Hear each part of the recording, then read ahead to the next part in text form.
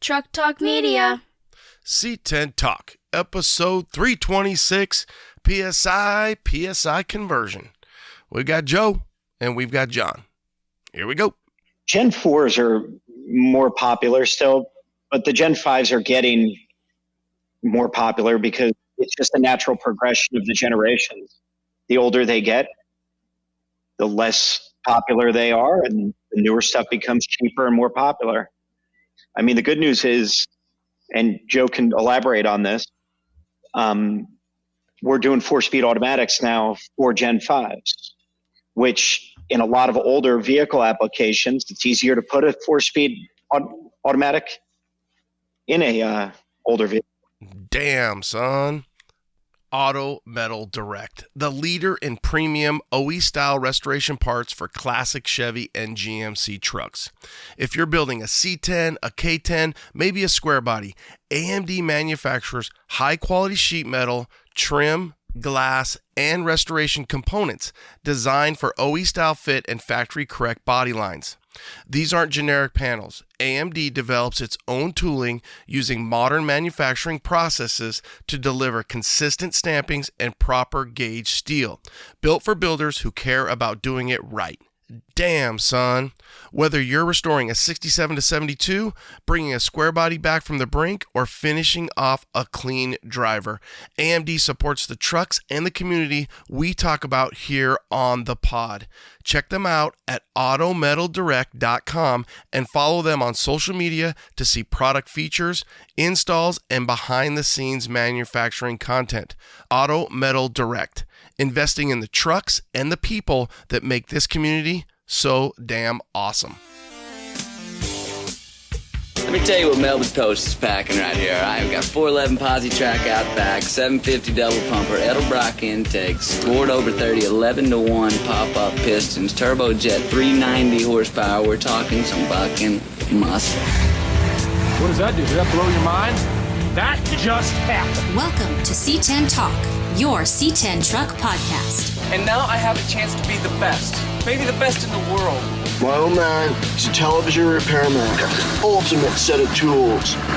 I can fix it. I said I got 50 cents in that jukebox, and all I can hear is your mouth clapping. You hear that? Here's your host, Ronnie Wedge.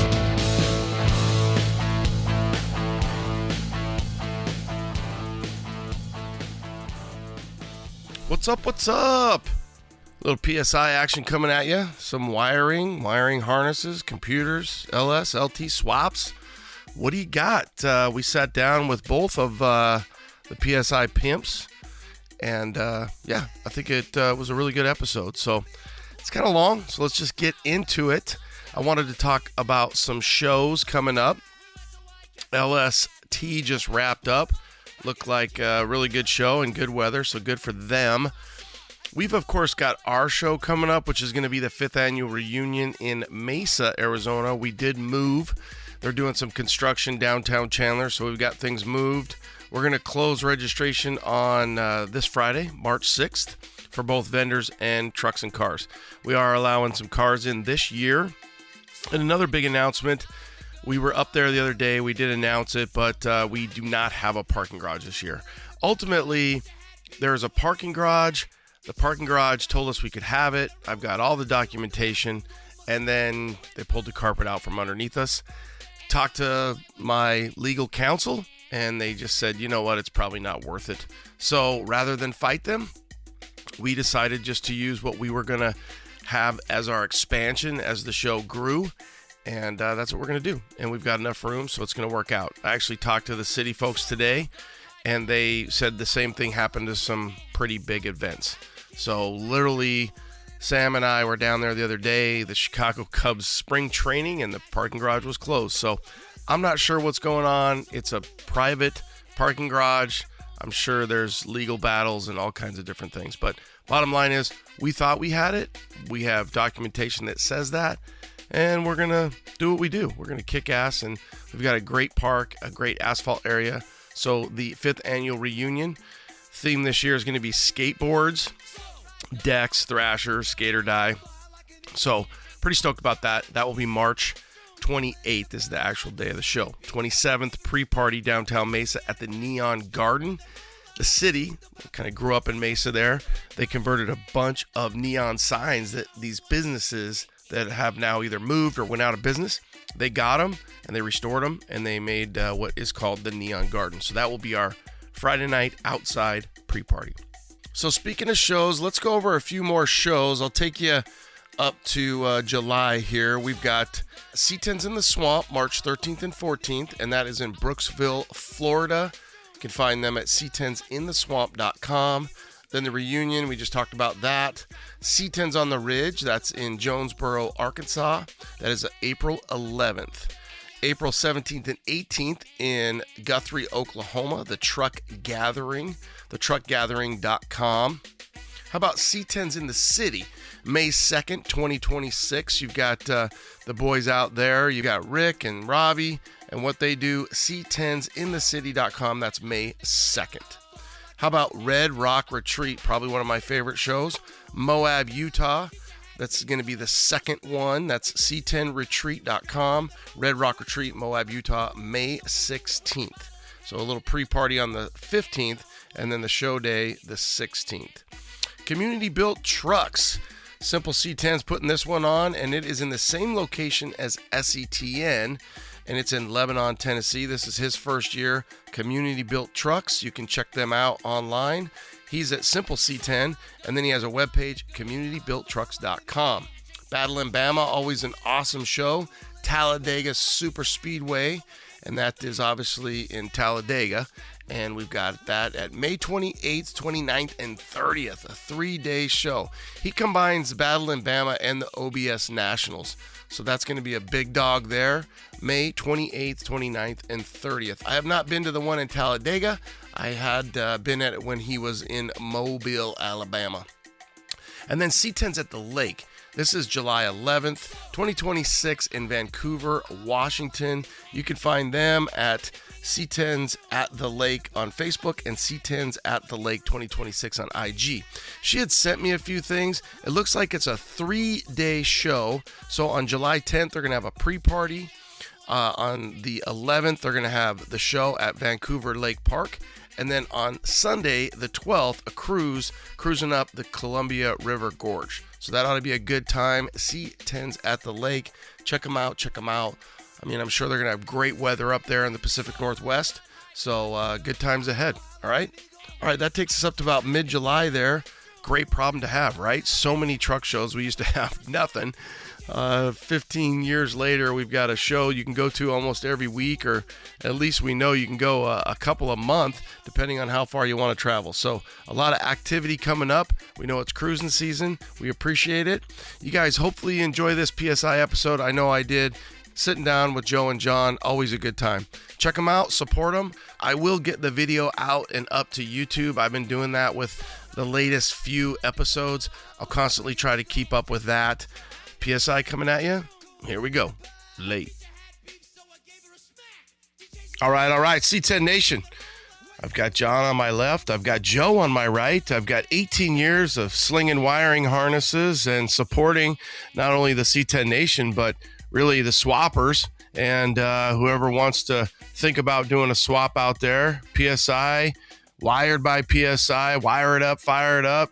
Jon to my left, Joe to my right. Thank you guys both for taking time to sit down with C10 Talk. Yeah, thanks. Yeah, thanks, Ronnie. Okay, let's hit it. Jon, I've been seeing your ugly mug a lot. You've been really doing a lot on the socials. You guys are having a really good time. And I hope you're seeing a good, just a return and the information and seeing you guys get up there, share it. You're obviously doing a good job with some of the skits. I like your little female, hey, hey, Joe, what are we supposed to do over here? And then you switch back and forth. And then you even had the what was it the other day? You had your stethoscope out. Yeah, the doctor. Yeah, you were doing some stuff. So social media wise, you guys are having a good time. Yeah, so for the last 6 months, we've really put an emphasis on it. And we have 2 new social media people that are helping us. One happens to be my daughter, and one happens to be my niece. And they come up with some creative ideas, and based on what the team and Joe and I direct them to do. And it's really been taken off. It's been a lot of fun. Yeah. Well, I think too, you get to take what you deal with on a daily basis, and instead of maybe sitting down for 5 minutes, and whether you're on social media or you're typing it up or you go to your FAQ page, you can put that into a short form media format, whether that's through social media, and different outlets that way. I think you can answer a question by just forwarding them that. I get that all the time where somebody will ask me a question and I'll just be like, hey, take a look at this post and save yourself some time. And you're saving time on both ends, right? Sure. And if you look at the videos, sometimes we're showing cars, sometimes we're showing the builds that we're doing, customers, but sometimes it's just free information because there's so much, I hate disinformation, but disinformation out there on some of the most basic things. And we feel that like doing it in a format that we're doing is super helpful and entertaining at the same time, hopefully. Well, you nailed it, right? Who would ever thought that through the world we live in now, that information has become so abundant that you can't find what you're looking for, or even with AI, AI is looking at everything that's out there, and then it's like, well, where the hell did they get that from? Is that legit? Is that realistic? And how do we know that that's real? And the misinformation that, again, like you mentioned, is out there can probably be staggering, or it's getting to that point. Yeah. And I mean, Joe and I have heard 20 some odd years each of tech questions. So the same questions come up over and over and over again. And you see Facebook groups and YouTube videos and all these other things. But, we want to give our perspective on it. Sometimes there's a lot of ways to skin a cat. And I think we mostly have the easiest way to skin that cat.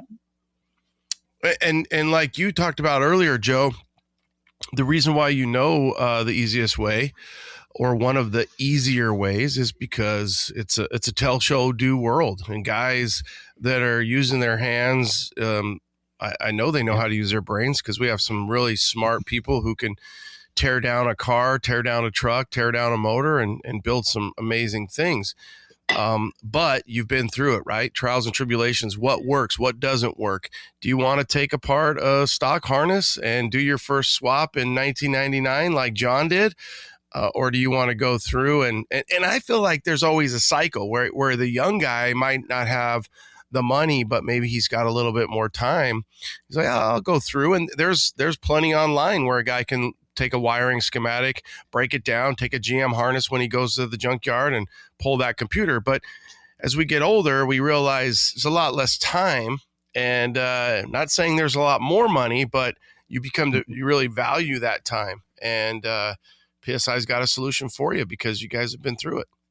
Yeah, no, you're absolutely right. And we see that, say the drift crowd maybe doesn't have the money that the older car show guys do, but I mean, there's always that one wire that's going to bite you in the butt, when you end up, spending months and months trying to figure something out. So sounds like a new PSI t-shirt. That one wire might bite you in the ass. Don't let it. It's also the fact that you're taking something out of a junkyard that's unknown. You don't know how old it is. You don't know what it's been through, what repairs have been done to it, how the junkyard cut it out. I mean, there's a lot of unknowns that Joe and I have dealt with. Yeah, I mean, that's a good point. There could be something with the engine, that whole bank is dead, and it may be because there's no compression. It may be because you miswired the O2 sensor. You don't know. We take that piece out. Well, let's do it like this. I think we get into 18 years and how you guys kind of started, get into a little history. It's been a while since we talked to you guys from that perspective. We break down a little bit of hey, I want to do an LS or an LT, and we get into going to the junkyard. And something that was always told to me is, if you're at the junkyard and you see a 06 Tahoe and it's sitting there and you're looking for that 5.3, if every body panels on that Tahoe looks pretty good, then you don't want that motor, because there's a reason why that's in the junkyard. It's not because it got in a wreck, right? You're kind of looking for the pulverized body. You're like, hey, I want the pulverized body because the motor's probably pretty good, right? Yeah. So, and in my line of work, we see a lot of wrecked vehicles, and I'm thinking, where's that truck going? I want that motor. So then we get into that, and then we take it home with just, the latest and greatest and what you guys have come up with and what you're working on and what's new. So from the top, you guys have been around for coming up close to 20 years, right? Celebrating 18 years. Yeah, John, you did your first swap in 99. I mean, let's get into a little bit of the PSI history. So Joe and I went to college together, and Joe's a big Buick guy. I was a big drag racing guy. And a buddy of mine had an Excel DFI set up, couldn't get it running right, brought it to a tuner, all types of tuning issues, so we thought. But we ended up digging into the harness, and we found a bunch of broken wires.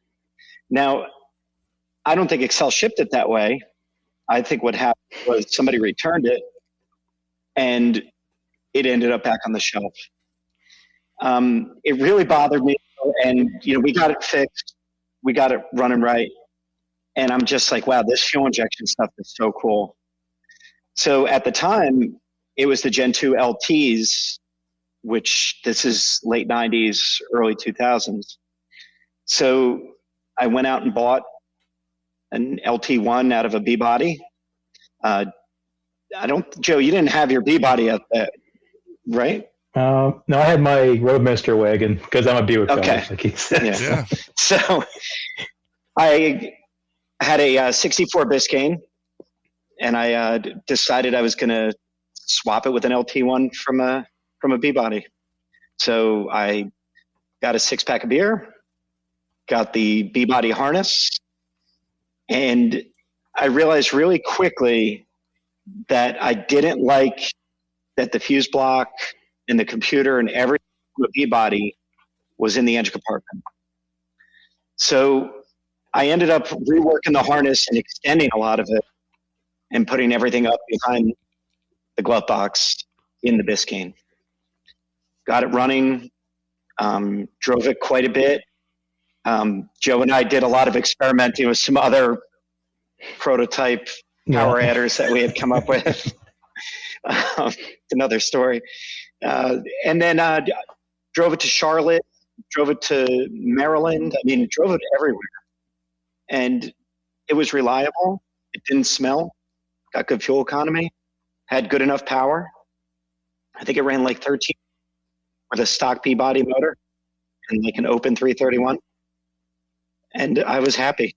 Well, and even though you guys have been in business 18 years coming up on a 20, that's been 25. I mean, really, 25 solid years ago that you did that. So that was very, that was something that was futuristic, where they weren't really, a lot of guys weren't doing that quite to the level that we see nowadays. And your resources, the forums were around, but there was no other, I don't know where else you're pulling, your information from. So there were forums, and then honestly, like the hardest thing for us was like at the time was defeating VATs. And I didn't have tuner CAD at the time. So I built a signal generator, which was on a potentiometer. So I could actually turn the anti-theft on, turn it off. And I generated a 50 hertz signal with it. And I got the VATs bypassed. It thought the VATs was still there. So fast forward another couple years, and then I swapped an El Camino. And then Joe and I were working together, and Joe had the bright idea to start a company. Well, it's all Joe's fault. Well, you guys it's pretty cool too, because not only did you just go to school together, but you obviously were car guys. So you got a Roadmaster, you've got a Biscayne, and there's a history there of just cool cars. So the car and that history comes first, right? So obviously I like cars. I go to college, I get a degree in something that, whether or not you're using said degrees now, unless you're a mechanical. We're mechanical engineers. engineers. Yeah, both mechanical. So so there's a lot of wiring and a lot of information there, and then let's come up with this company, and 18 years later, here we are. I mean, we ran the gamut with the company, from stuff we weren't into, Fast and Furious type shit that neither one of us love. We're both Chevy Buick GM guys. So, but, this is a product that, it's not going to set your car on fire. It's not brakes. It's not suspension. It's stuff that's for not your daily driver. It's for your classic car. So you're going to use it on the weekends. The idea was we take the time everyone else is going to spend. We pull that out. We make it simple. We know our product works. But if you have to start a business, no one forces you to start a business. So to us, this was the ideal kind of business. We're connected A to B. There's a lot involved. There's a lot you can do wrong. But when you get it right, you get it right. And that's why we've been around for 20 years. So. Yeah. And, the first product we started with, which I always think is a good story, is our torque converter clutch brake switch kit. And I think one of the most rewarding things is seeing it copied over the last 20 years. But it was one of those things, Joe and that was actually how he had the idea. He said to me, he goes, what's something you did on the El Camino Biscayne that you couldn't find, you couldn't buy? And I said, the brake switch. So I had found the right brake switch, and then him and I found the right connector, and we kitted it up and put it on eBay. Are you kind of saying like a torque converter lockup? Is that the same? Okay. The switch to operate the lockup. Okay. And turn it off when you hit the brake. Yeah. We used to see that in the early Dodge years or Cummins, where they have a torque converter lockup switch, and you could, you just didn't want to be. Yeah, so this will release it when you hit the brakes, like the opposite of your brake lights. Okay. Yeah.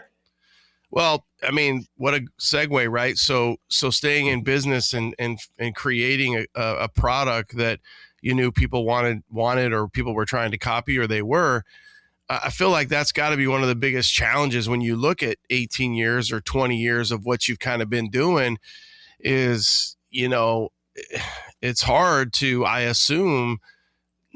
I don't know whether it's in the States or it's knockoffs that come from overseas, or I'm sure you guys see it. I mean, I tell guys all the time, whether they're just looking at, like, let's say, a general chassis wiring setup, it's like, hey, just be careful, because just because it's on Amazon doesn't mean it's good stuff. Yeah. And there's a lot of overseas wiring that comes and gets on there. The joke in our world, right, is the Temu of anything, right? It's like, you don't want a Temu. I don't even know if I'm saying that right. I think it's Temu, but no, it is. Yeah, you don't want the Temu body harness. You don't want the Temu LSLT. If you haven't done a segment on that, you might, John. You might do the Temu of the harnesses. And the Temu camshafts. That's a pretty bad one. Yeah. The TikTok Temu setup. When you look at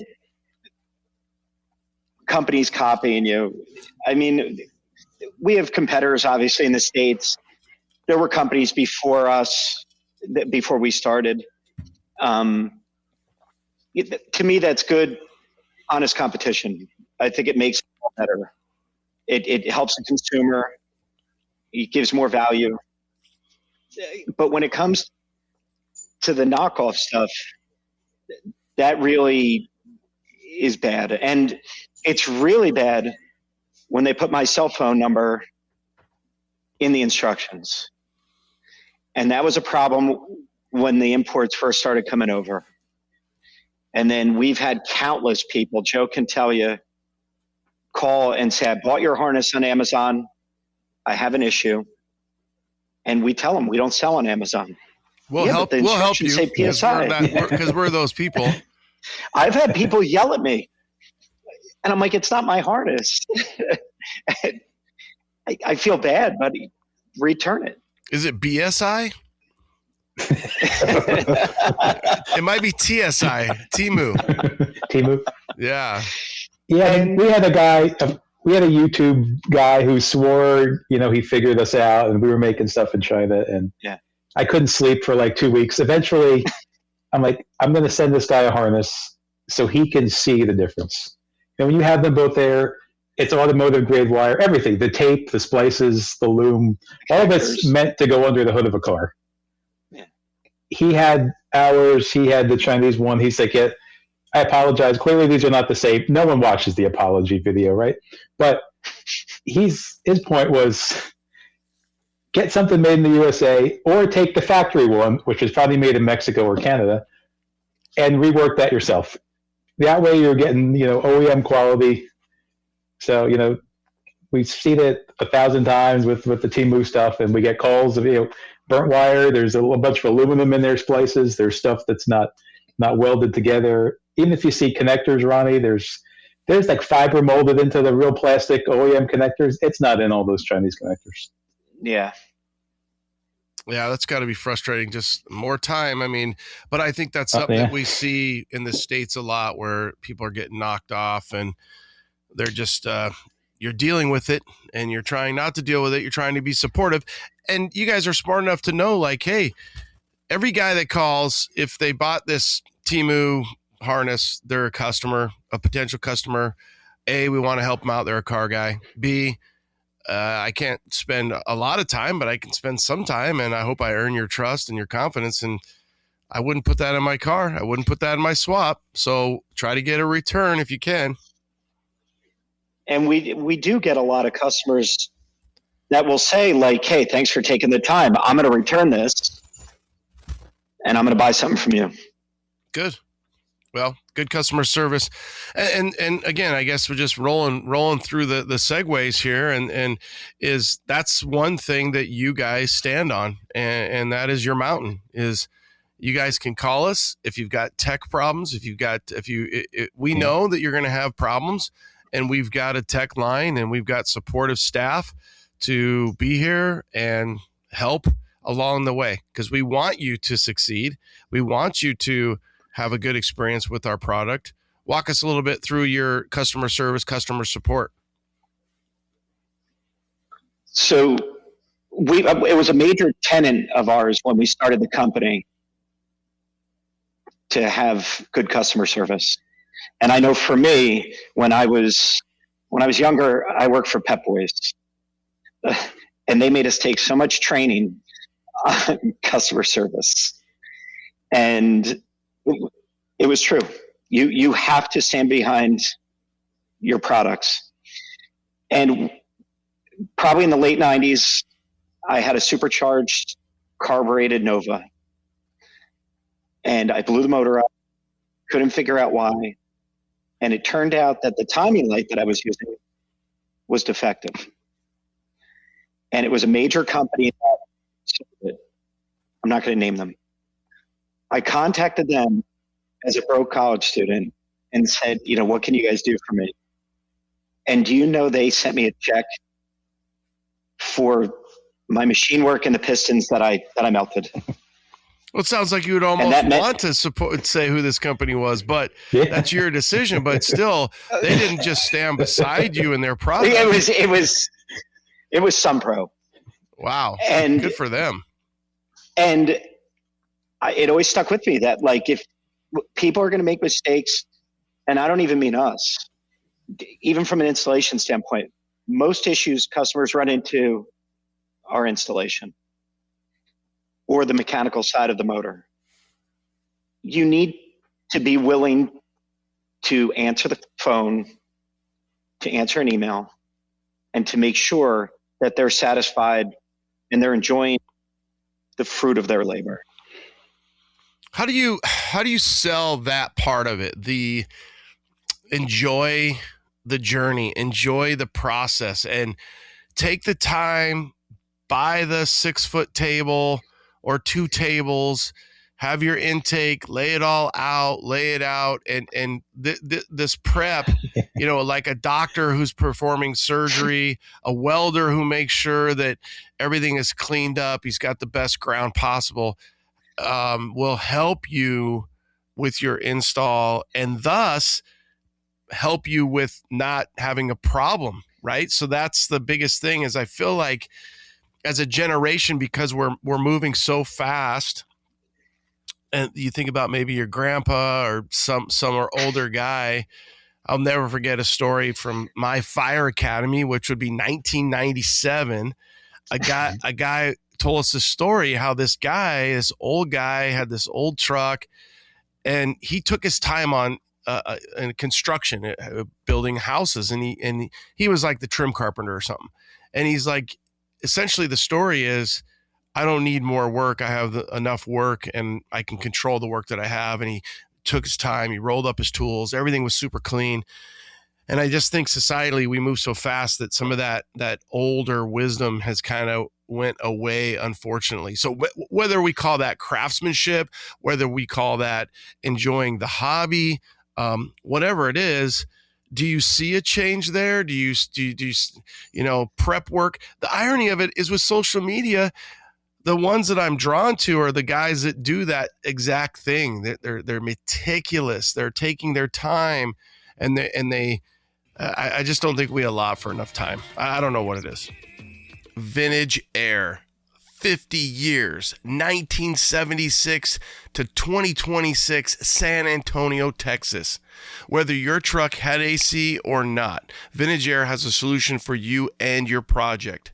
Their Gen 5 SureFit kits feature new, larger blowers, OEM-style injected molded cases, full electronic slide controls, replacing older cables, allowing for smooth slide functions when changing flow and temp. And that, my friends, is why Vintage Air has been in business for 50 years. VintageAir.com. USA1Industries.com. Your square body source. Used them for my SEMA build. I've been pimping out their dashes for so long, 10 plus years. And people would always ask me, where's the best dash pad? USA1 Industries. USA1 Industries, without a doubt. So the team over there has been so supportive to me, my build. I get on their website, their process, it's easy, it flows. I can know what parts. And sometimes, honestly, I'm not even sure what parts I need, but when I go through the website, it kind of cues my mind, and I'm like, oh yeah, I should buy that. Oh yeah, I need that. It was extremely helpful.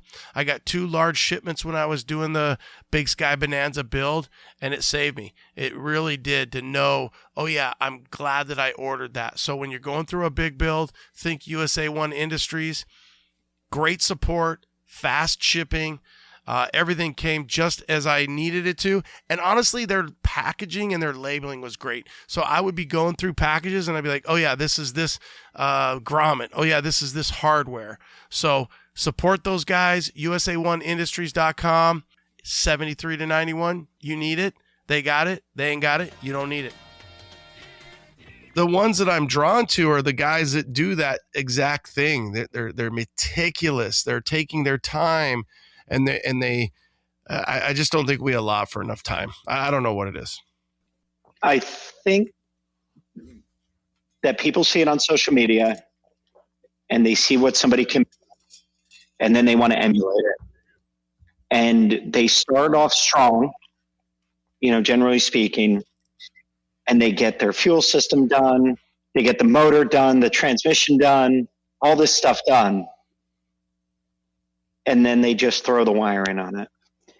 And it's the wiring to me is grounding. I mean, Joe can talk to that. I mean, it's one of the most important things. You have to take your time, make sure things are plugged in correctly. Make sure you have good grounds. 12 volt key on and switch power. All types of little things that are detailed in the instructions that we talk about in our videos. Yeah. It's hard to get people not to rush, especially at the end of the build. I mean, you're excited and you're exhausted. I mean, I will say the second install people do, right? It's so different than the first. It's old hat. Maybe where that crank sensor is behind the starter that, you just thought it was an extra connector the last time. So it does get easier. Well, I do think that we are lucky where, the old school instruction manual, nowadays, what people do is they go to social media, YouTube, and they watch things. So it's like, hey, if you're not doing that, sit down, watch a couple videos, watch a ton of videos, and make notes and do your research. And it doesn't always have to be the cliff notes of things. Go through and you're going to set yourself up for success having that knowledge. And you guys also provide that. So it's like, not only do we provide you the ability to find these solutions, here's the product, and now here is, if you do have problems, we can help you with that too. So again, it's kind of like the three stools of the chair. Without one, we have a problem, but all three, maybe even four, we have a better place to sit. And I think that, and whether it's a swap, whatever it might be, except for paint and body, I'm not going to do that. I got no patience for that. Those guys are amazing. So, but I think when you think about breaking down a build, and whether it's you're installing sprinklers, you're doing something at home, you're doing something in the garage, I feel like that's the way that we should be really conducting the journey. I mean, the other part is, a buddy of mine just bought a Jeep Cherokee for his kid. It's a 2000. It had a bunch of parts on it. He didn't know any better. Drove it over to my shop. I took a look at it. There were no cotter pins in the front suspension. And I'm like, dude, this is unsafe. We got to put cotter pins in it. But some people are building cars that they need to take a little bit more time and learn what they're doing before they do it. Yeah. I mean, it does sound like a good video idea would be a full install, plug every connector in, identify each one, then people could fast forward through if they get lost. We love it when there's And now YouTube, you can make chapters for all that. So there's really no reason. And then, there's so many good books. We've had a few different guests on with LS swaps and different things, that LTLS based swaps. So there's a lot of good literature. But again, they say that YouTube is the second most powerful search engine out there. And who knows, it could pass Google. I mean, people you just go, and now we have shorts. So your short will lead to your full chapter. So yeah, I would recommend that, and something to think about. The other thing is, and we'll just segue to that, is a guy wants a swap. The big thing is I probably get a call, I don't know, once every 2 weeks. A guy either wants a swap, he's thinking about a swap. A guy at work, a perfect example, his dad has a 98, it's, K10, CK10, or you want, like a four-wheel drive short bed. Hey, my dad, who's like 76, loves his truck. He does not want to get a new truck. His motor took a shit. I'm like, okay, well, it's not hard. We got to figure out where we're going to get our motor and then go from there. What are you guys seeing? I mean, you've got Engine Autonomy, you've got Facebook Marketplace, Craigslist. We've got a guy, LS Tosh, he's on social media here in the Phoenix area. Are we seeing a change there? Those LS motors, you can't get them with 100,000 anymore. They're at 200,000. So what are we seeing? What are you recommending? So the Gen 4s are more popular still, but the Gen 5s are getting more popular because it's just a natural progression of the generations. The older they get, the less popular they are, and the newer stuff becomes cheaper and more popular. I mean, the good news is, and Joe can elaborate on this, we're doing 4-speed automatics now for Gen 5s, which in a lot of older vehicle applications, it's easier to put a 4-speed automatic in a older vehicle.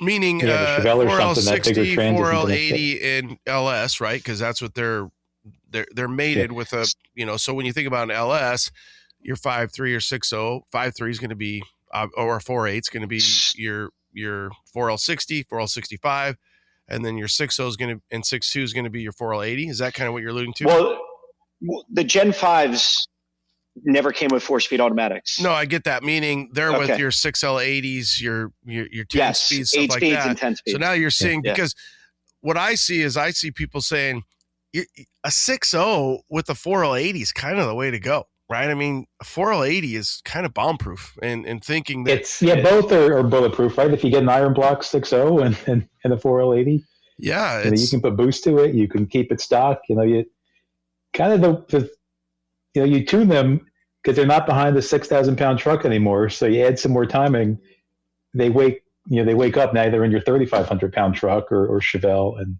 Great point. you got a torquey motor there. Well, and unfortunately for GM and obviously Ford a little bit, but I mean, there's a lot of problems with the 8-speed. There's problems with the 10-speed. I don't know about, the 6-speed. I mean, I have an Allison in my big truck. I mean, that thing is bomb-proof, knock on wood. But I think, I think you see the 4L80s and even a 6L, a 4L60.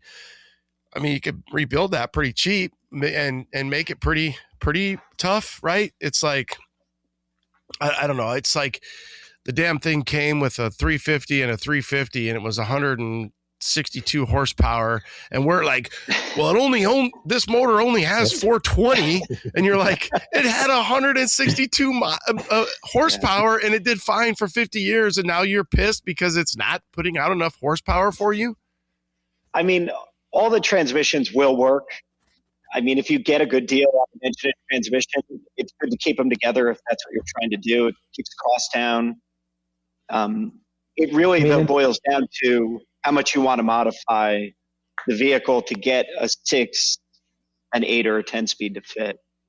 Yeah, so you're talking trucks here, and like John's truck has had every trans in it. It's had 8-speed, 10-speed, 4-speed, 6-speed, all of them. They all fit in an OBS. They'll fit in the square body. Like they're meant for those.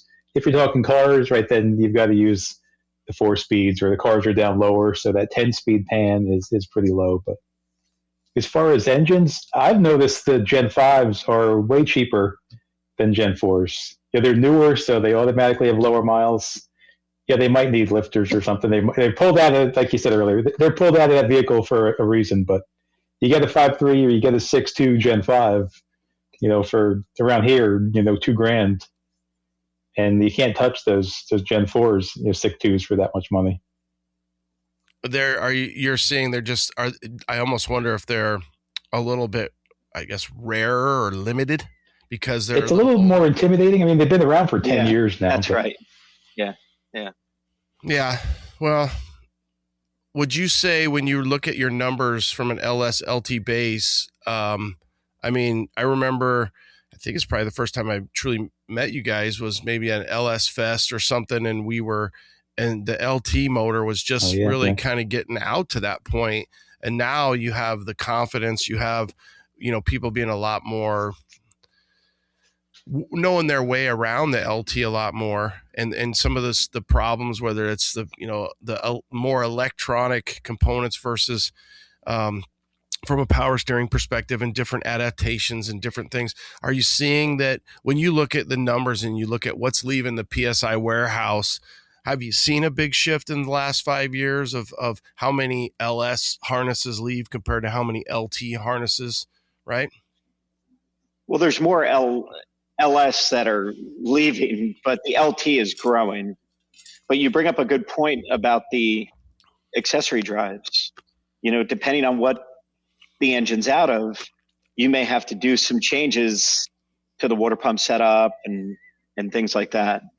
Yeah, headers, manifolds, oil pans. Once all those other hard parts come along with Gen 5 and they're affordable, the swap is easier to make happen.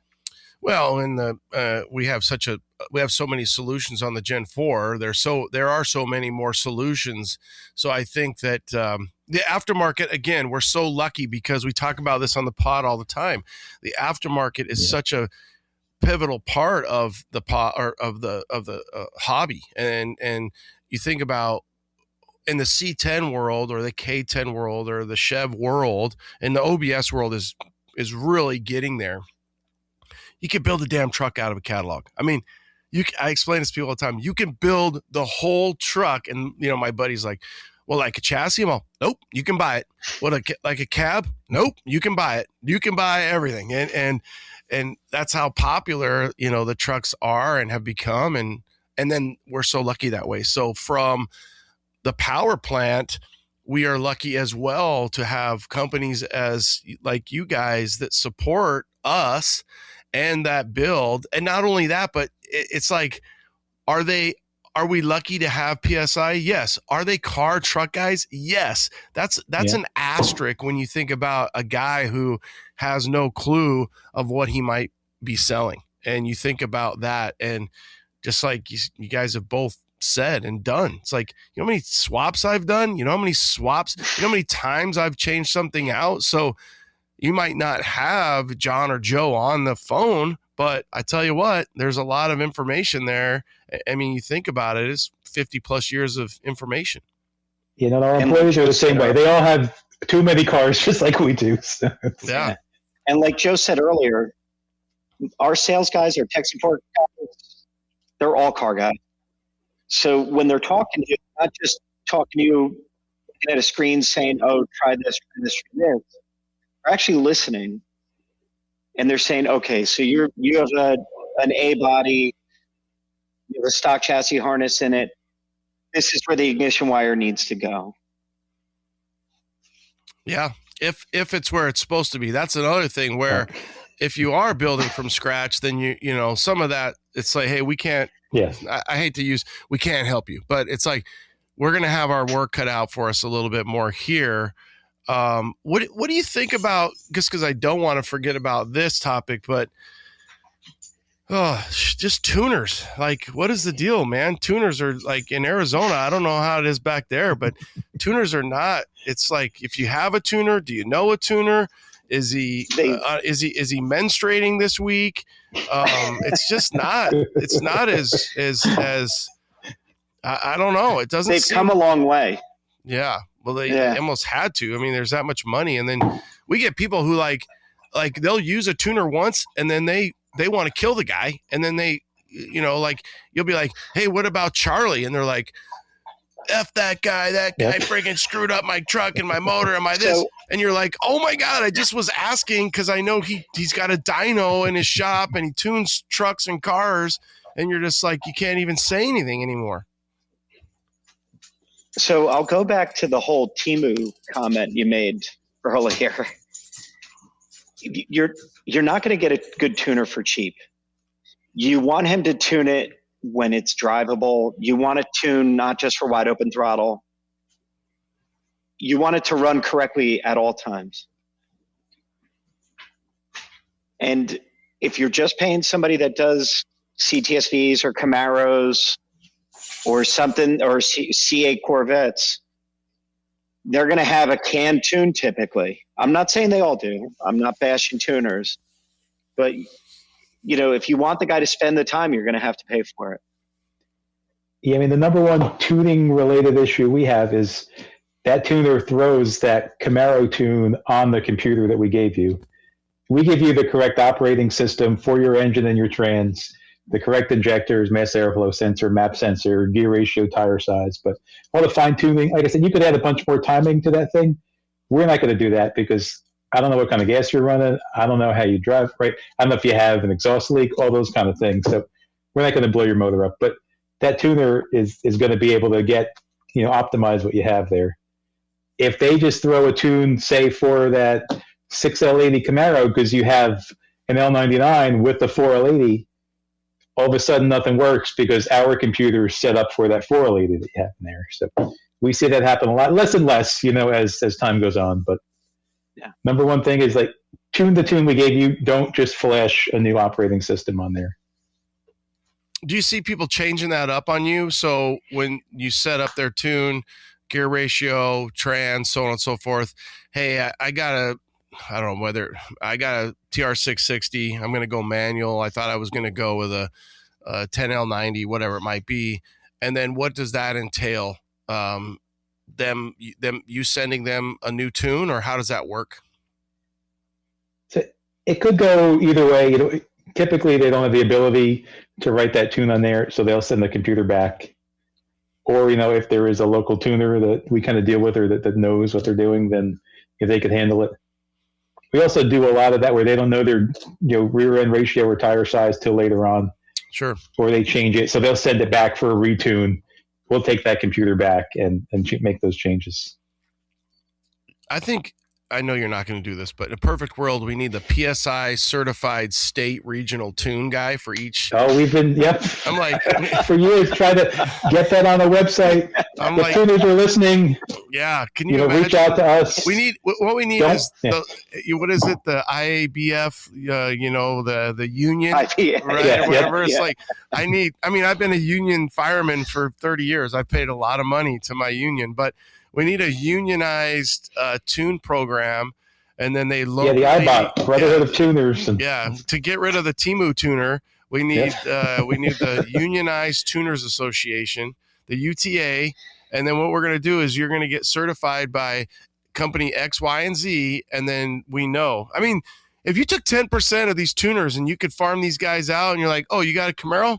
Charlie's he's my Camaro guy. Oh, you got a C10, and you're running this PSI harness? Troy, he's your guy, and pimp these guys out. So anybody who's listening and wants to do that, make the tuner association, because it doesn't seem, if you think about it, it is probably between a metal fabricator and a tuner, it can literally slow down your build. That's my thought. I mean, and a painter, right? Painters but if you're painting something, that's your own fault, right? That's just 2 to 3 years potentially in paint prison. My painter, I've got a painter who he gets work done faster than I'm even ready for. Wow. So I got a first world problem there. I'm just saying that if a metal fabricator and a tuner, and I believe in building, if you can, a nice patina original paint, you probably like your build a little bit more. And those tuners, I don't know. It's just, I wish it wasn't such a problem. Hey guys, are you thinking about swapping out your old motor for a more reliable LSLT based power plant? Behind each PSI harness, you get over 10 years of experience in the business, online tech support, phone support, and harnesses made in the U.S. That's PSIConversion.com. Have you guys heard of Doja Mat? Retro mats done right. You know those classic floor mats we all grew up with? Well, Doja Mat has created that same classic style with all of your favorite slogans. Dent side, bowl nose, 4x4, high boy, bump side, truckin', with the horns of course, and so much more. Check them out at dojamat.com. That's DOJAMAT.com. Dojamat.com. Retro mats done right. You've heard me talk about my gauges, Dakota Digital. I love them. Dakota Digital has the best gauges for our trucks. These kits are complete with sensors for any engine. They look just like the stock clusters, but have all the technology you'd expect from Dakota Digital. It's like a modern truck, but even better in a classic. Dakota Digital is absolutely the best in aftermarket gauges, so check them out at dakotadigital.com. dakotadigital.com. A nice patina original paint, you probably like your build a little bit more, and those tuners, I don't know, it's just, I wish it wasn't such a problem. The other part of the tuners is the fact that you bring the car to them, and if things aren't completely installed, specifically the exhaust, you have exhaust leaks, you have this, you have that, they're not going to tune it. It needs to be mechanically sound in order to tune it correctly. Do you think and that's one of the problems with mail order tuning? Sure. Yeah. Do you think that guys, they got we call it the infamous 5 to 10%. Let's just call it 10. You worked your ass off for a year and a half. You're so excited, and you get your car out, you get your truck out, and you just don't have it all complete, and you're trying to get it tuned, and you're like, hey, get it done, finish it off, shake it down, put some miles on it, and then go to the guy's dyno and have it all together so he can, really give it the tune that it needs. It's hard for people to wait. Yeah. All right, we're going to work on some programming for the Tuner Association. And then how about this? We charge them dues. Like I've been paying union dues for, I don't even know how much union dues I pay for representation. And then we're going to take money off the top. And don't worry, we're going to put $5 a check into your tuner retirement program, your health savings account. I mean, it might work because there's a bunch of that stuff like vacuum leaks and old spark plugs and stuff that I'm sure these tuners see every day. And then the customer doesn't want to pay them $100 an hour to go fix those things. So yeah, if you could do that preemptively, everybody would win. Well, I think that's where some of these shops that are doing that, they've really got it. We've got some local tuners. They've got the dyno, and then, they'll wheel you right on over here to see the vacuum leap guy and everything else. And then let's be honest, some of these guys are doing it, and I'm not, a professional mechanic by any means. I know some, and I could see where some of these at-home garage guys, we want to empower them. We want them to build rad shit. But sometimes it doesn't work out, whether that they miss something, whether they had their head up their ass. There's so many variables, right? So I could see where a tuner sometimes gets tired of dealing with people as well, and they just want to probably deal with shops that they know everything's going to be hunky-dory. So if you guys were building a truck right now, I know you guys are on an OBS run. What motor and trans are you putting in there? What are you recommending for the audience?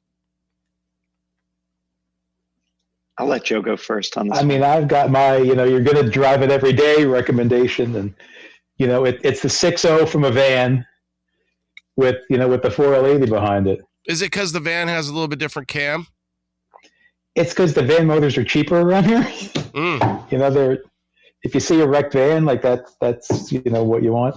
Well, like I said, make sure that the van is obliterated and that the motor is still fine. Because again, if the van looks sweet and cherry, then there's probably a reason why that van's in the yard. So you like the 6.0, you like the some power. You like the iron block 6.0.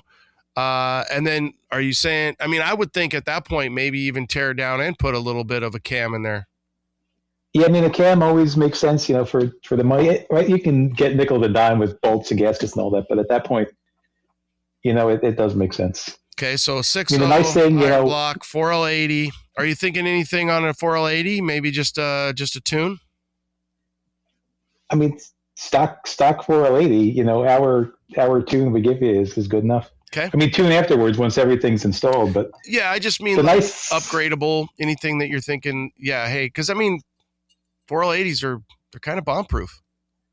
Yeah, that's to me, that's the reason why I said all that. And right, we're dealing with trucks, so truck accessories are going to work. If you're not slammed to the ground, your oil pan's going to work.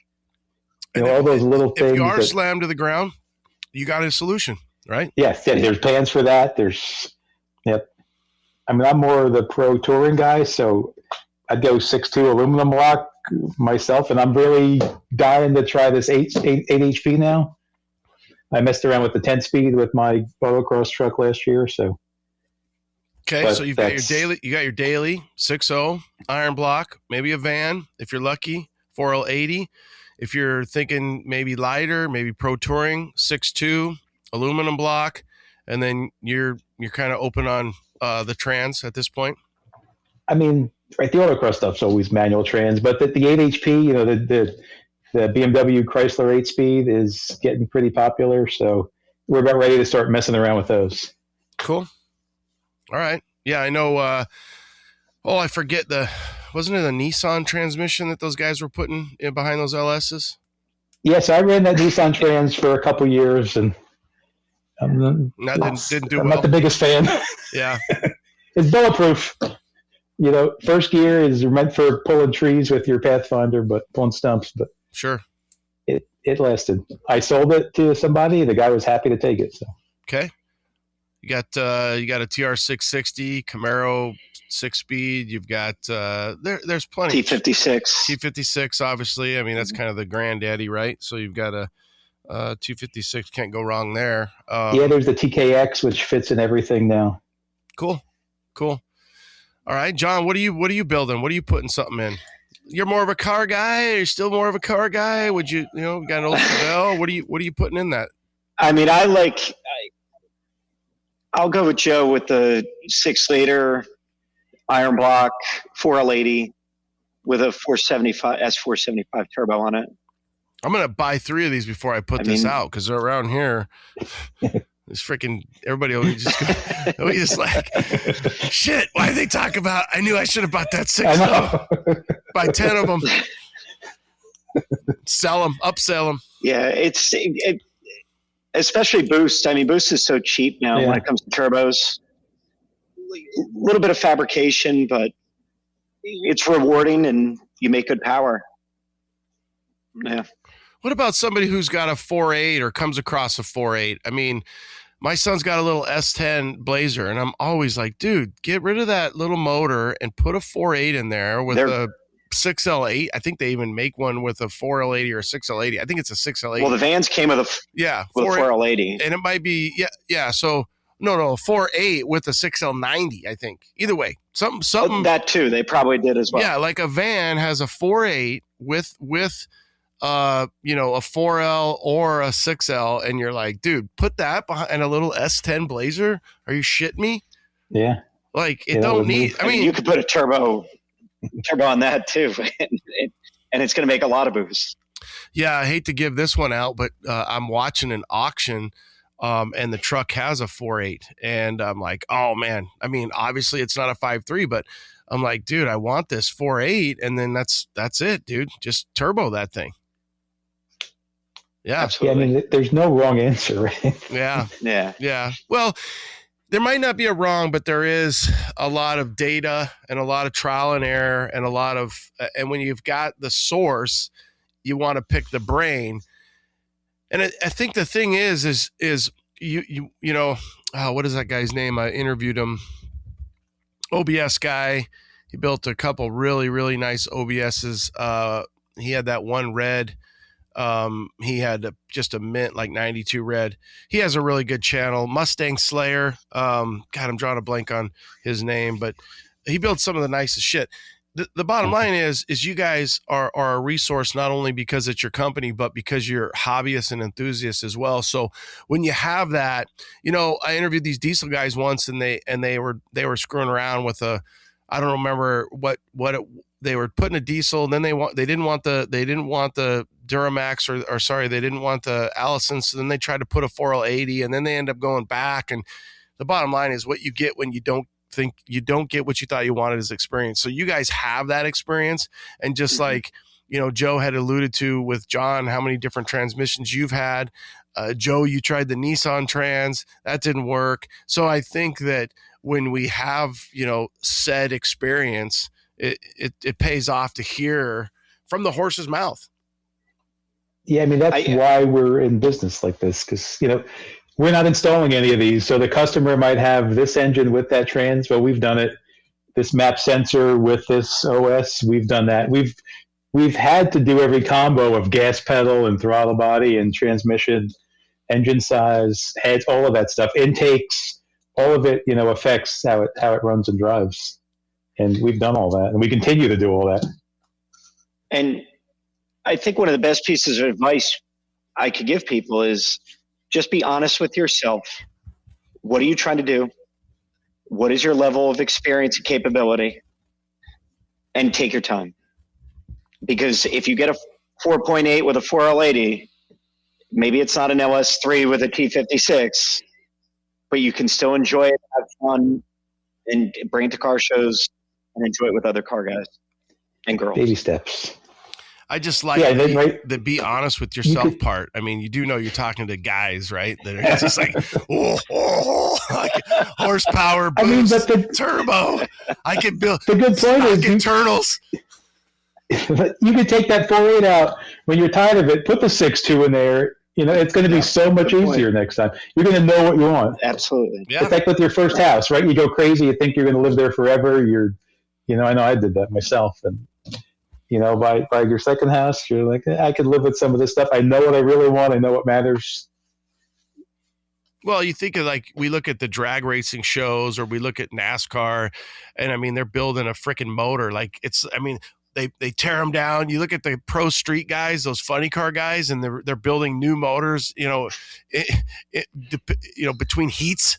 It's like, okay, they know what they're doing. They know what they're looking for. And the more you do anything, you know, you're going to get a lot better at it. So enjoy, like you said, you try to know who you are, be honest with yourself. And then I don't know, it always comes down to the balance, right? Time and money, balance.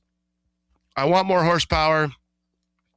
What's that saying? You can have it. You can't have all three. You can have it good, fast. Cost, schedule, performance. I can have it really fast. I can have it really good. and I can have it done right. You just can't have, you can have two of the three, but you can't have all three. So it kind of goes back to that stool type deal. So another thing I've been seeing, Jon, you guys do some different things with Holley. Obviously, the way this was explained to me was, hey, GM is going to build these computers and these components for millions of people, or, cars and trucks, and they're going to put $25 million into this. Holley is going to build their stuff for a race car enthusiast, not the Gen Pop. So going back to being honest with yourself and looking at the support and what you guys provide, how does that work out? Whether that's a Terminator, whether that's somebody going to fuel injection, and the different components that you sell, and the different components of what's out there and setting up the customer from that perspective. So as you probably know, we sell both now. So our standard harnesses run GM controllers. For 95% of swap people, it is more than adequate. We have a 9-second street driven Nova on an E38 GM controller. I've drove it in the snow. So you can make a lot of power, be very reliable, great drivability with this GM controller. Which happens in Camaros, Corvettes, right? I mean, if you ever seen a new Corvette with the blow around or a turbo, well, it's running factory electronics most likely. So. Totally, right? I mean, it goes back to a Camaro, an SS Camaro, and a Corvette has it. They come that way. Yes, yeah. Or if you want to throw a turbocharger on your SS Camaro, you can do it. Yeah, and they have to run in the desert, or they have to run in Alaska. Sure. So what Holley has done is, as you said, they've created a controller that's more for the weekend warrior drag racer. You want to throw boost at it. It's got a lot of inputs and outputs, which is really convenient. But the majority of the market really doesn't need to spend that much money on that controller. However, what we have done is we've looked at their system, and we've looked at what we feel are some shortcomings, which are specifically the wiring harness, and we've made our own version of it. And it's all made in the USA. It's all, GM Delphi source connectors. It's laid out the way we do a typical PSI harness, which is everything can go under the dash. It's completely fused. It's a simple 4-wire hookup. And it's not only great for people that are getting into the Holley kit, it's also good for people that already have one and they want to do an upgrade. Because most people, when they look at the Holley harness, they don't necessarily like the way it looks in the engine compartment. Yeah, and I've got to say, maybe it's because we make harnesses, but you see $200,000-$400,000 builds somewhere, and when I see it's drive-by-wire and they got the drive-by cable harness zip tied up, or the labels are still on there, I'm like, yeah, man, you did everything else, but you missed the clean wiring part. Yeah, which is funny because when I told you before, when I did my first harness, that was one of the things I wanted it to look factory and clean. And I had that B-body LT1 harness that would have put everything under the dash or under the engine compartment. And I moved it all under the dash. And that's basically been our mantra for the last 20 some odd years. Sure. Yeah. So just to make sure I understand it, you have the Holley computer. You guys are just running the wiring. You like your wiring. You're doing your wiring. So again, that catalog at PSI, that SKU is you've added that to it. So there's more options there. And is that something where, how's that working with Holley? Is that like, they're like, you still need a tuner. Yeah. Either way, it doesn't just tune itself, but as far as relationship with Holley, we're not their biggest customer. It's kind of the same. It's always been. I think we made some good contacts at PRI where we're, they're aware of us. Yeah, good. Well, I just think that I could see them, and this could be a good thing and a bad thing, but they're like, yeah, we like it. So now we want to either contract you to make more of those for us and we'll resell them, or we're just going to make ours better. And you're like, okay, well, because again, the challenge of any business is there's knockoffs, there's staying in front of the market and staying up front. And how do we let people know that we're up front? We got to do marketing, we got to do tech, we got to do commercials, and you're doing all of it, right? There's a reason why you've been in business for 18 years. Okay, cool. It's not easy, especially with a small business. Oh yeah, for sure. Right. I'd work 80 hours for me a week, so I don't have to work 40 for somebody else. Yeah. A small tech business like this, there's a lot to it, like you said. Cliches galore. Okay, so I had talked to Bobby, and you guys now are walk us through the pulse width management and how the new, when you think about like a 2019 Camaro and how our fuel system, our fan, our stock GM fan, our the different tech there, and how the pulse width management affects that. And now you guys, I believe at a point, we're not running PWM, and now you are. Yeah. Do you want me to take that one, Jeff? Either way, you're talking about the fuel pump first, I would think. For sure. Yeah. I mean, so Gen 4 and Gen 5. Look at it. Okay. So both, Gen 4, Gen 5, they vary the speed of that pump. Most customers don't have that, in our opinion. Right? It's not a necessity. So we changed the tune on both of those to have a simple pump. It's on, it's off, a 255, a 340 pump, whatever it might be. The Gen 5s, the Gen 5 we've had for years with the, 5.3 with the blower on it, ran the same way. 340 pump with an adjustable regulator set to 73 PSI. We've ran it from 48, 43, like the old Ford stuff, up to like 90. Did not make a difference in the tune. But for guys like you, right, doing those super clean builds, you're going to get that nice tank. Did you have a Rick's tank, or I'm not sure what tank you had there? Boyd's, okay. So yeah. So you're running that newer pump, probably from like a Z01 Camaro, which did vary the speed. We've done that privately for people, but now I wish you would have done it when you had your build. But yeah, I do too. We offer that now for everybody. So on those Gen 5s, we change the tune. We have the whole kit with the pump or without the pump, all the right connectors and the module you need. So you need that module that controls the pressure, the speed of the pump, and has an input for the fuel pressure.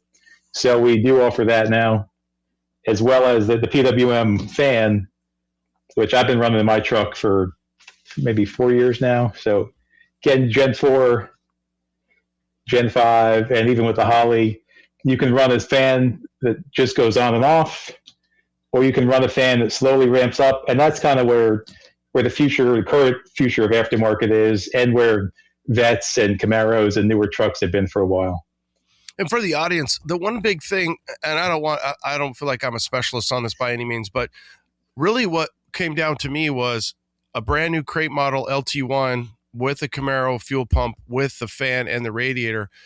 And what I noticed was Orange Slice, for example, I have, I don't know if I have a Champion, and I'm trying to think what fans, but when those fans kick on, the damn thing, I mean, your alternator, hell breaks loose. And it's just, and I don't like that. I don't prefer that. So when I was sitting down with pen and paper, and I'm like, man, I just don't want that. My son has a 2019 Camaro, and I'm like, I like this. So when the fans kick on and it's like, wow, and it's like the freaking Indiana Jones guy's going to get his head cut off at the freaking airplane. Everybody knows the scene I'm talking about. Well, if you're over 40, and the fucking prop, it's just, and then, every aftermarket fan I have, and it's so funny too, because my two build partners, Kyle and Johnny, were just like, no, let's put a Griffin radiator, and we're going to put this fan. And I'm like, no. And we're not doing that. And I think they weren't happy about that. So, but that's the thing, right? Is just the fans and the way that they run, and then the irony of the whole thing is I have this set up again, on a big block with a Holley front drive system, so on and so forth, is that I don't even think my big block stays that cool. So it's not even like it's running at 185. I mean, it's at 220 like that. So I'm like, what? I have this fan and this radiator, this 4-core aluminum whatever radiator, and it's just like, so that was kind of the whole point, is the modulation of the new GM and what you can do for a plug and play or a building. And I mean, you could take a stock Camaro radiator, you drop the Camaro single spall fan, it literally just drops right in there. And so I kind of was playing around with that, and that's kind of where I ended up. But so, yeah, that's where I think from that perspective for the builder out there, and most guys, I got to think it's 75% are going to be doing takeouts of wrecked vehicles. And why not? I mean, you're going to save a lot of money. Right. Yep. So we do offer multiple fans and multiple radiators for different chassis configurations. So if somebody is looking for a discrete fan, pulse width modulated, we offer both of them, and we offer different size radiators based on the vehicle that they're using.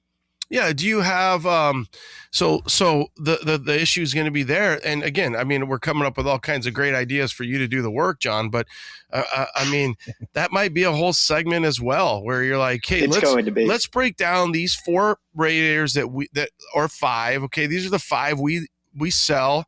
Okay. Here's the 5 radiators. Okay, here's the fans that associate with those radiators, and then the application that you're going to use them. I mean, you've got it, right? So that to me, I might like that better than I'm going to like some of the other tech that's like, hey, I already know what motor I want to run. I just don't want the damn fan to freaking, again, you're like 3 batteries later and the alternator that you've got to have just to pull. Because when you look at it, for the audience, okay, so where are you pulling your power? So it's like, okay, that might be one of those things that people don't think about. It's like, okay, I got a cool stereo, I've got this amp, I've got 1 battery, 2 batteries, I've got a computer, I've got Dakota Digital, I've got, and so as you start to pull all these different things that are pulling amperage, if you will, and it's like, hey, this is what I've got. You can't put that much on a 20 amp circuit. I can't have the microwave on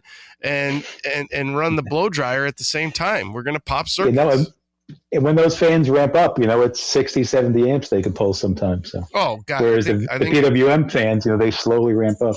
Well, and I think it is. It's on a 70 amp, right? Most of that, let me put it this way. And I'm not a wiring technician by any means, but if you've got a 50 plus fuse on it, then we might need to be considering how much power we're pulling, right? And you think about your amp, and you look through, and then again, and I think we're seeing less air management than we ever have. Like, I think that, I don't know, it's necessarily dying out, but we have a lot of people doing more pro touring, coil over, maybe guys are going 4x4, whatever it is.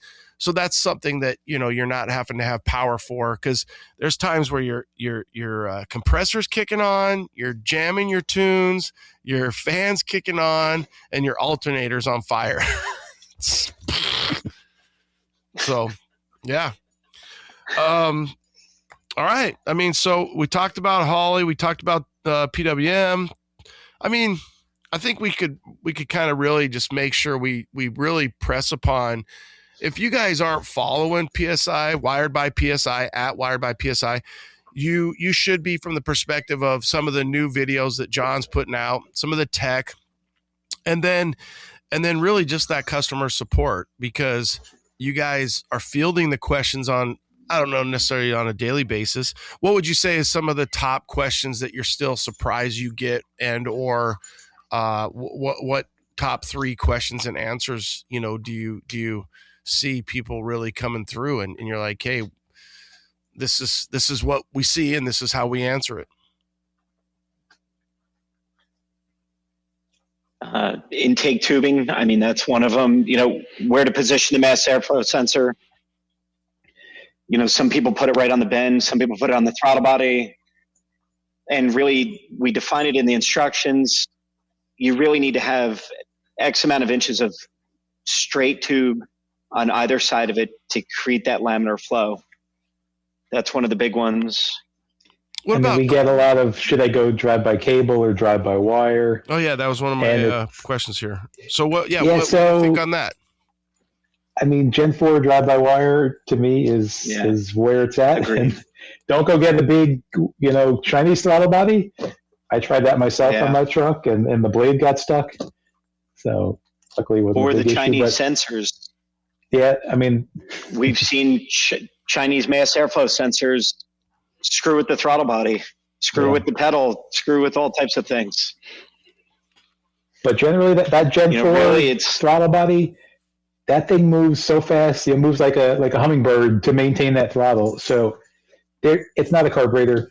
You press your foot on that gas pedal, there's no electronic lag between opening. It's not like the throttle blade's open and it dumps fuel because of that, and it changes timing because of that change. It's all computer controlled. So any lag you feel was in there, to protect the transmission, to make it not herky jerky to drive. So all that stuff's pretty easy to tune out yourself. And they're dead reliable, those throttle bodies. I mean, if you're romping on the thing like a drift guy, well, a lot of those guys like to go cable, but generally keeping those factory electronics is the way to go. It's going to save you headaches in the long run. Another big question is gauges. And people ask what gauges will work. So you can go with Dakota Digital. We're a dealer for Dakota Digital. We like their products. They're innovative designs. They're pretty much plug and play, especially on Gen 4, Gen 5. But if you're going with, let's say, your factory gauges, you need to keep in mind that the senders that come with those gauges need to be used. Specifically, your oil pressure, water temp. Your speedo and tach, we have a module that you can use to get that to work with the CAN system that's in the engine controller. Yeah, I mean, that's a good point. People don't realize I like a lot of the old factory gauges and 60s stuff. So it doesn't know that oil pressure sender was in, my old Buick 340 or in the LS. So if you want to keep that stuff, don't throw those old senders out, or you can always get new ones. But that part of that wiring or mechanical linkage, save those from your old vehicle. I could see that being a trend that comes back, whereas you think about 20 plus years ago where you had like the original Dakota Digital. Like the digitals? I don't see anybody ever wanting those. I never liked those. Maybe they do come back. I don't know. I can't. But you're a big billet guy, right? You like the billet interior No, stuff? I do not like billet. I wish I did like billet more. I don't want tweed, and I don't want that 1994 Dakota Digital. I don't want that. Yeah. I've got some billet guys here. They're always like, let me give you some billet. I just don't like billet. I like pretty much 1976 stuff. So I could see where I do love an RTX, but I could see where guys could come back. It would be pretty cool to have a really fresh, refurbished OG cluster. And then, a little bit of, you see that in radios, right? Where guys will take a stock AM radio, Bluetooth it out. You've got a little volume control, a little bass control. It's got Bluetooth. You plug in. It's got a secret flipid hatch, and you can plug in or wire. So I think that type of stuff is really cool and it has a place. So on the farm truck that I'm building right now, Christina Patina, we have the stock gauges in there with the Gen 5 engine. Eventually, we'll probably upgrade to a set of Dakotas, but we wanted to show people that it's capable of being used with a Gen 5 motor. What's cool about that, too, is because you guys are a Holley dealer, you think about some of that interface. So you have the gamut of OG 60s all the way up to this big screen that's 12-inch shift. Plastic molded square body C10 screen that'll tell you everything, and to each his own. Know thyself, and what are you going to do with it? And it doesn't have to you don't have to have all the money. I know that's one thing for the Dakotas. Again, I love the RTX, and I'm always trying to sell people on that, but it's like, they're not cheap. So some people, hey, if you can, and you can nickel dime and use your OG gauges, then do it. And then maybe over time, upgrade later. And you might even be like, nah, I really like what I got here. I got enough information that I can manage with this, and I'm good. I'm good on what I have. So it's good to kind of, and like you said, with the drive-by wire versus the drive-by cable, it's like some of those guys that are, know thyself. What are you going to use it for? What do I have? What am I dealing with?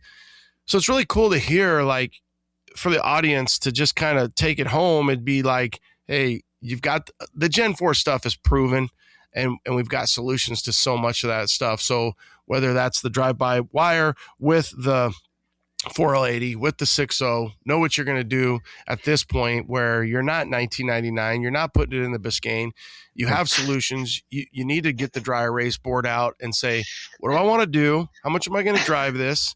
And because I often think these vehicles, pick one, right? A 76 C10, it had 50 years, coming up on 50 years right now. And that damn thing did fine with the 350 and a turbo 350. Yeah. And now you can give it a whole new life with a transplant.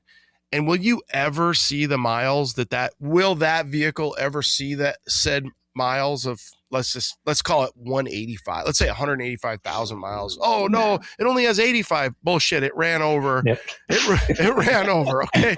I've been underneath the car, or I've been underneath the truck. I know it ran over. But it is cool to think, and I know it's not as cheap as it once was, but that you can find a long bed truck. Let's just say 82, if that's your, I don't know, whatever, right? I'm a round headlight guy. Okay, so let's just say an 82. You can go find an 82. I guarantee you can find an 82 for $4,000. Cut it, whether that's you or not, or keep it long bed. Put a new motor in it, and you could probably do it all for under $20,000. And you could have that truck for 50 more years. That's crazy for what would be considered the rest of your life. And I have a buddy of mine who just did this on a 78 C10, original paint, black, patina, redid the interior, put a 6.0 in there. I'm all, dude, this is like the perfect truck. This son of a bitch will run to New York. You can go do a shop tour at PSI, and you can drive all the way back to the West Coast, and that truck will make it, and you'll have a good time doing it. And I think that you can do that. And I don't know that you could have done that 20 years ago and had the reliability and the know and the confidence in that you can, that where we're at right now. Yeah. And the best part is you build it and then you get to drive it, and you don't have to worry about adjusting a carburetor, turning a distributor. Oh, it's cold out. It's going to run differently. It's going to run the same, whether it's cold or it's hot, and you're going to get a lot of enjoyment out of it. Well, and I mean, you don't come in the house smelling like gas. Your wife complains. You don't have an oil leak on the floor, valve cover gaskets, oil pan, like those things. Right? Maybe there's a rear seal leak on an LS, but that's after a lot of miles. But generally, right, they don't leak oil. There's lots of advantages. Well, pull it out, and if you're going to pull it out, put it in, go through it. But you're right. I was going to talk about that. Just you smell like fuel, and I just kind of wonder back in the old days, did guys just not realize that was just like the cologne? That was the Stetson? Because now, man, if I drive the old truck, I know right away. She knows right away. You walk in the house, and I guess I was just, maybe because they were smoking so many Camel. Well, yeah, you got a buzz. Yeah, it was like you smelled like 65% Marlboros. My dad smoked Raleighs, so whatever they were smoking, Camel no filter, combined with just incomplete combustion, and just, but you don't even smell gas when you go to the gas station anymore. Yeah, it's definitely not the same. Sure. So, all right, I think I hit most of them. The only other thing too, when you think about your product, over the course of offering some of the aftermarket stuff, obviously you guys have done your Camaro setup, and that's probably been new and improved. I mean, the first time you guys did it, it was lime green, and you guys had done a lot of, some different tech on that. How is the Camaro rear swap going for the OBS trucks? I mean, it's super popular. I think, like you were saying earlier, that maybe the secret's out and those rear ends are getting more expensive, but first one was $780 dropped to our shop on eBay. So it's popular. I know I'm not the fastest autocross OBS truck anymore because other people have this cool product in the back, but I mean, you've seen the videos. You save weight, you get better handling. You don't even have to take the thing on an autocross or track. You just drive it around every day. It rides better. You could fit a big, tire tucked in there. You'd be the only guy at the freaking car show with the cambered rear tires in his truck. It's cool all around. Big brakes. You get a posse. Save weight in the back. Has anybody done that on like a 67, 72 or a 73 to 87? No, I mean, I have 68 sitting here, but it's a little different. I don't know what's the big market is there. But they only made those a few years. Is it the square bodies? Is it Blazer? Yeah, I just wonder if you see that the square body is something we're kicking around to adapt that to make a kit for the same setup. Yeah, that we're looking at it right now because it does seem like there's interest in it. But Joe can tell you he did a lot of R&D on the OBS one. We don't want to just throw a set of brackets out there and not have answers for people. Yeah, you want to be the right height to match with that front. Are you doing the TCI subframe, a no limit, a Finch? Or are you doing the whole, the whole front clip? Like, are you just doing QA1, UMIA arms? So they're going to kind of, tell you where the front's going to be. We want the back to be, basically that same right height, and then have all the geometry talk to each other. Plus gas tank, e-brake, all that kind of stuff to figure out. Well, instead of working our way back, I think you're going to start to see a lot of working your way forward in the NBS, right? You've got an LS already in there, whether it needs a transplant because that truck has a tired motor, and you think about that might be the way to go, is just adapting that Camaro into the NBS 99 to 06, really, because I think that might just be the best truck ever built. I mean, I don't want to go away from a classic C10, but you've got an LS that came with the truck. You've got a lot of creature comforts. I am still driving. My daily is an 07 Classic, which is a 06 leftover. Okay, yeah. It is a Duramax LBZ, so I love that. My buddy bought an 04 Tahoe. I bought it from him. He's the original owner. 235,000 miles. I got the back seats ripped out. It's like a truck with a shell on it. I ripped that thing around. 2-wheel drive or 4-wheel drive? 2-wheel. I wish it was 4-wheel. Okay. I actually even thought about kind of making it like a pre-runner or something a little bit. Then I could take it that'd be cool. off-road a little bit more. But yeah, I love it. I love it. It's got rear AC. I throw the dog back there. I love it. 04 Tahoe. That's cool. And you can get them for nothing, like literally nothing, like a couple grand, and you've got a Tahoe that you can run around in and put miles on. And then it gets into that parts, there's a lot of parts available that you can still get for these trucks. So I think the NBS world is I almost just wish they would have made more of them. And who would have thought? I do feel like it's almost built so good that it's hurt GM, because the 07s to 13s, I think they kind of suck. And I think that NBS is such a good vehicle that now I know where you guys are at, they disintegrate, right? Oh, yeah. Well, Joe and I both have an 07 to 13. Oh, well then good. I hope I hurt your feelings. I mean, I thought I have some rust in my eyes from looking at my Avalanche. Oh, they're just so your Avalanche. Now that's a whole different story. I like that Avalanche better than the NBS it's Avalanche. For sale. Well, no, I think the body lines on that Avalanche they're a lot more curvy. The funny thing about an Avalanche and a Tahoe, it doesn't match the truck, right? So the truck. Well, his looks very good. Yes. Like the way the headlights are on that truck. Yeah. Is nice. Oh yeah. Well, you think about the first Avalanche, which was the NBS platform and all that plastic. That is probably. I mean, that's kind of hideous.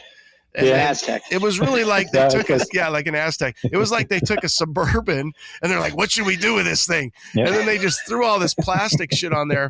I got a guy at work. I think he's had every model of Avalanche. He just loves those things. Cool. I actually think that 12-ish style, because it looks like the Tahoe and the Suburban is a little bit, definitely. It's a lot cooler looking than, say, the 17 to 13 truck. And you look at that, the way they did those fenders on the trucks. So different than the Suburbans. Yeah, Agreed. no, I agree. I like it. And we do have a customer, that two of them that have done NBS with our rear brackets. It doesn't just bolt in. He added plates and welded it, but there's even a local drift guy. He's one of the guys running them. So Yeah, I just love a cat eye, man. I just think they just look so good. So it'll be interesting to see. And you were gonna say, John, you've got a half ton, 7 to 13. Oh, I was just gonna say I had a half ton, and it was a giant piece of crap. Oh, they're so bad. Yeah, I feel bad. A lot of guys at work are, they've bought vehicles and they're always like, "What vehicle should I buy?" And I've been telling them the 14 to 18. I just feel like it's got a little bit more leverage to it right now, and it's been having some stay around power. And I said 14 to 18. Get that transmission serviced. Make sure you're happy with that transmission. If it's got the 5.3, you're golden. 6.0, I still think you're golden. You're just going to have, depending on the transmission, but I think the 14 to 18s were built pretty damn good too. And then you get the diesels, the CP4 pumps. Yeah. Well, these are definitely half-ton trucks. That's why I keep milking my 07 Classic LBZ. I'm just lucky that that's what I had, and that's what I have. And I tell my son's like, I want that truck. I'm like, yeah, you can keep on wanting it. But here's a question, and then we'll wrap it up for you guys. But now with Trump taking away all this emission stuff, are we going to see a big change in the not aftermarket, in the market? Are we going to see? Can you imagine that a new diesel shows up that's not smogged out, emissioned out? I mean, I think that's where you're going to see it. If you're going to see it, because you're going to increase fuel economy. It's less stuff to break. Oh my God. You don't have to in the damn truck. People will line up. The heater freeze. If a 2028 Duramax comes out and it has no emissions, no DEF, no emissions, no bullshit. I mean, for the audience, my license plate on my LBZ says no DEF. That's because everybody I know has been into limp mode. And then even our fire trucks, we've seen such an absolute breakdown because of the emissions. So we used to have our fire hoses on the front, right? And we would pull we call them pre-connects. They moved all that because of airflow. We have to do what's called a regen nonstop. So we have to park the truck in the back and let it regen for 30 minutes and burn off all that. And so, yeah, I mean, I would think it would be a big change. And you look at how much we've seen, and, I think even the electric stuff, we're going to see some big changes that if they keep going this route. You'd like to think you'd see the cost go down. I mean, a new Duramax is almost $100,000. I think that's a complete side note that I don't want to waste your time or the audience, but I feel like COVID was the excuse for labor and shitty parts. So what they've done is labor's went through the roof, and then just quality parts. I don't know, something happened there. So I think we're dealing with it forever. And then I don't know if every company just got so much free government money or whatever you want to call it, subsidized money. And then they're like, well, we can't go backwards now. So we got to pass this on to the consumer. And the consumer's like, I can't afford that, but somehow they can't afford it. But people have new trucks. I'm still driving around in 07 and I go to dinner once in a while. And every night I go to dinner, my wife and we had family in town the other day. It was a Tuesday at 7:00 and we go to Texas Roadhouse, and there was a freaking wait on a Tuesday night. And my wife and I are just like, I thought everybody was broke. Like, apparently not. Apparently not. Apparently we're the only ones that are broke. That's what two girls in college will do to you. So, we both know about it. Oh yeah. All right. So I've got overseas. I've got warranty, tech, PWM, new motors, hard to keep up. Yeah. I mean, my only new motors was, I don't know how you guys keep up constantly with, constantly changing. It does seem like we're kind of at a standstill right now for you guys knowing what's pulled and what's available. So I think Joe kind of touched on it earlier, and you touched on it. It's the fact that we're car guys. So we're in the industry. We go to shows. We talk to people. But we do a lot. We do a lot of shows all over the country. We spend a lot of resources, a lot of time, a lot of money, just so we can connect with people and understand what they really want. And if you're not going to see these guys at a show, send them an email, right? Send them an email and be polite. But you're right. We see you all over the country. Obviously, you were at Dino's. You guys love the LS Fest. Why wouldn't you? That's probably a high yield for you guys and concentrated on your customer. I think the LS Fest is such a fun event and show. I've always said it's what you wanted to do in high school, but you couldn't, and you can almost legally do at an event that Holly's putting on. So why would you not want to? Yeah. And we sponsor the car show at East, and we have for the last, 12 years, I think it is. Yeah. And, we really do enjoy getting out there and talking to customers and seeing what people are building. Yeah. Hey, you see the cool shit they're doing. They tell you something that they want that we don't have yet, or, it runs the gamut. What about Mopar, Coyotes, Godzillas? Is that something that you guys, or is it like, hey, we don't really want to play around with that? So we've talked about that since the beginning, because there is an untapped market, it seems, in both those genres. The problem is we're so inundated busy with the GM stuff. What we don't want to do is just make a harness and not support it. Mm-hmm. Yeah. We could easily go build a harness to do one of those engine platforms, but we don't have the technical background right now to go support it. And who wants to do that? Well, and then just to make money. Would you say that and I don't want to put this, but it's like, hey, I could barely keep up with what I got. I want to be the best at what we have and provide. So I just don't want to get into that in that lane. I want to stay in my lane. I mean, you could take the new 10 speeds, right? We've had 3 of them in the vehicle with 2 different engine computers, 2 different trans computers to make sure all those combos work. So, and then you got some guy trying to knock us off. So it's, yeah. Are we going to do the Hemi and tomorrow it's going to be on Temu? Yeah. No, yeah. Yeah. And remember, we're not just a harness company. We are a swap company. Sure. I mean, our core business is wiring. But as Joe will tell you, we have grown our catalog since the beginning, and we continue to grow our catalog to offer people the parts they need, the one-stop shopping, made in the USA, quality stuff. Yeah, and like the harnesses are things we've figured out. The tunes are things we've figured out ourselves, things we run. Well, you nailed it, right? That's a great take it out. It's like, we're not just a wiring harness. We are a swap, because they all go together. So you're going to have to know, do I need that Camaro oil pan? Do I need what mass airflow sensor do I need? And I need all this stuff that goes with it. So why would I not offer that to my customer and then still support by those different products? So what, like you said, whether it's gauges, whether it's a sensor, whatever it might be, these are things that you're going to that are going to help contribute to your success or hinder you. So why would we not offer that and then have that tech and that support behind it? Absolutely. All right. And even when we sell you a harness, one of the first things we're going to do is tell you need to make sure this thing is grounded correctly. We offer a simple kit for it, or you can source it yourself.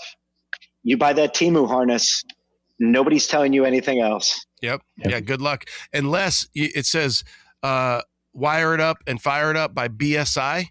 And then you're going to call John. And it's got my cell phone on it.